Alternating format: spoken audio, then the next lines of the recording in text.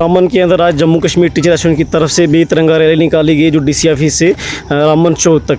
इसमें हमारे टीचर्स ने सभी ने बढ़ चढ़ के हिस्सा लिया। जो देश का एक नारा है हर घर तिरंगा, उसी को लेकर हमारे टीचर्स के अंदर भी एक जज्बा था कि हम भी एक रैली निकालेंगे ताकि अपने देश के प्रति हमारे लोगों के जो प्यार है उसको बड़े अच्छे से प्रतीत किया।